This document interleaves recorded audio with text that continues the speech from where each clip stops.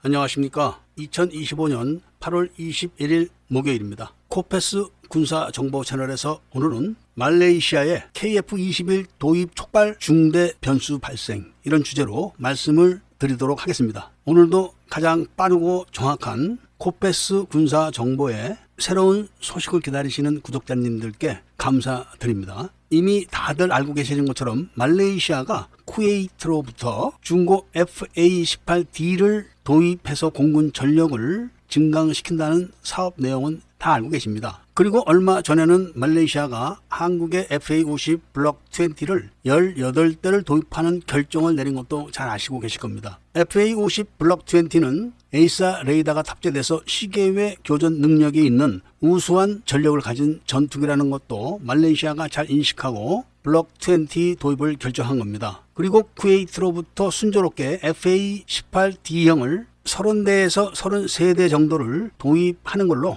확정을 해가지고 말레이시아 국방부 장관이 쿠웨이트의 FA-18 전투기 상태를 점검도 했었습니다. 이렇게 순조롭게 진행되는 듯한 말레이시아의 FA-18 중고 전투기를 쿠웨이트로부터 도입하는 계획이 갑자기 틀어지게 된 겁니다. 그 이유가 쿠웨이트는 미국의 대외 군사 판매 계획에 의거해서 미제 무기를 도입하는데 미국이 이 결정을 굉장히 늦게 내립니다. 이번에도 미국의 FMS 결정이 지연됨에 따라서 쿠웨이트가 갑자기 사용하던 전투기를 넘겨줄 수가 없게 된 겁니다. 그렇기 때문에 FA-18D형을 중고로 판매한다는 사업 계획을 중단시킬 수밖에 없었고, 이를 말레이시아에 통보를 하기에 이른 겁니다. 쿠웨이트로부터 이런 사업 계획의 변경을 통보받은 말레이시아는 당혹스럽게 됐습니다. 왜냐하면 말레이시아의 주력 전투기가 미그 29, 수호이 30 MKM과 미제 FA-18 D형을 보유하고 있습니다. 그런데 보유 규정만 딱 봐도 다 노후가 된, 교체를 해야 되는 그런 기종인 게 딱 보이지 않습니까? 이미 말레이시아는 미제 FA-18 D형을 보유하고 있기 때문에 쿠웨이트로부터 같은 FA-18 D형을 도입하면은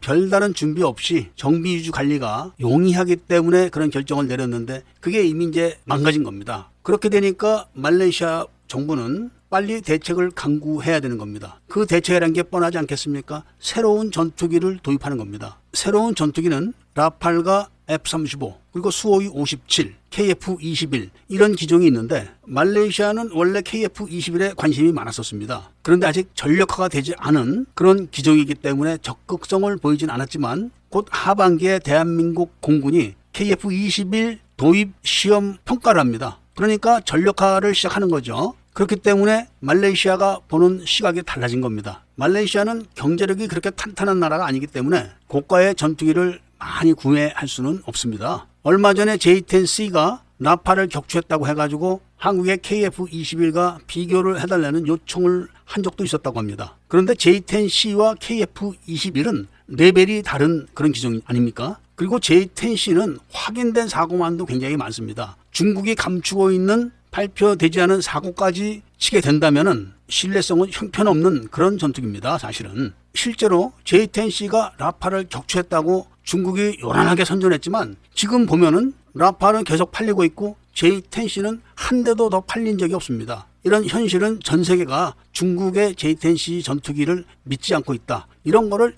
여실하게 보여주고 있는 그런 현실적인 증거라고 할 수 있기 때문에 말레이시아도 포기한 듯 하다고 합니다. 사실상 말레이시아는 내심으로는 5세대 전투기를 도입을 희망하고 있습니다. 그런데 말레이시아가 도입을 할 수 있는 5세대 전투기는 F-35하고 수호이 57뿐이 없는데, 미국이 F-35 판매는 허용하지 않을 것이고, 러시아의 수호이 57 자체도 신뢰성이 딱 이거다 할 정도가 안 되기 때문에 도입을 망설이는 겁니다. 그렇기 때문에 라팔과 KF-21이 후보로 같이 올라왔지만, 라팔은 미래에 대한 확장성이 전혀 없습니다. 그렇지만 KF-21은 지금 내부 무장창 설계가 끝났다, 내부 무장창 적용을 하게 되면 4.75세대 전투기로 된다, 곧 5세대 전투기로 개발이 진행될 거다, 이런 확장성이 계속 있기 때문에 말레이시아의 언론을 비롯해서 많은 사람들이 KF-21을 선호하고 있는 그런 현상이 말레이시아에서는 뚜렷하게 보이는 겁니다. 그런데다가 말레이시아 공군이 FA-50 블록 20 18대를 도입해서 운영을 할 것이기 때문에 KF-21과 정비의 편의성, 가동률과 가성비 이런 걸 다 따져보면은 억지로 일부러 라팔을 선택할 이유는 전혀 없을 겁니다. 한국의 FA-50 18대와 KF-21을 대략 30대 정도 도입을 하게 되면은 말레이시아 공군은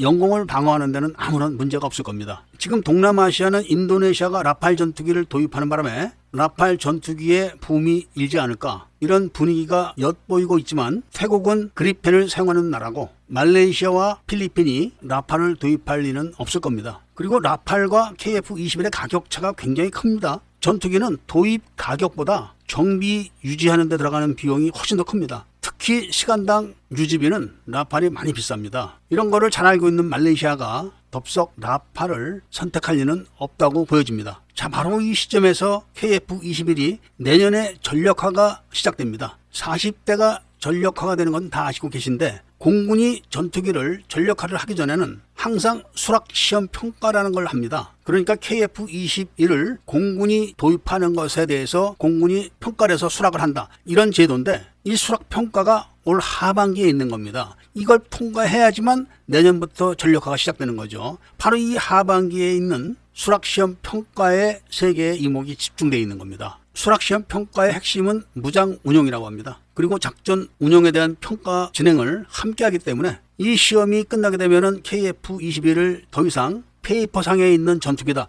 이렇게 말을 할 수가 없게 되는 겁니다. 아마 이 행사 때는 아랍에미레이트와 사우디, 이번에 말씀드리는 말레이시아도 다 올 것 같습니다. 이런 수락평가 시험 시기와 쿠웨이트의 FA-18D형에 대한 중고 판매 중단 조치, 이런 게 어떻게 이렇게 시간적으로 딱 맞는지 놀라울 따름입니다. 어차피 말레이시아는 노후된 전투기를 교체를 해야 되는 나라이기 때문에 선택의 폭이 그렇게 크지가 않습니다. 당장 라팔을 주문했을 때 전력화가 시작되는 시기와 KF-21을 도입 결정을 했을 때 전력화가 되는 시기를 계산해 본다면은 전투기 물량 공급에 대한 확신성, 그 다음에 라팔과 KF-21의 가격, 그리고 미래 확장성에 대한 비교, 이런 걸 봤을 때는 조금 더 꿀리는 데가 없는 겁니다. 이런 점을 말레이시아가 다 비교 평가를 하다가 갑자기 쿠웨이트에서 FA-18D형에 대한 중고 판매 계획이 발표되는 바람에 KF-21에 대한 이야기가 딱 끊어지고 쿠웨이트의 FA-18D형에 대한 중고 도입 계획을 진행하다가 갑자기 지금 말씀드린 것처럼 계획이 틀어지게 된 겁니다. 그 틀어지게 된 시기와 곧 공군이 도입 수락 시험 평가를 하는 시기가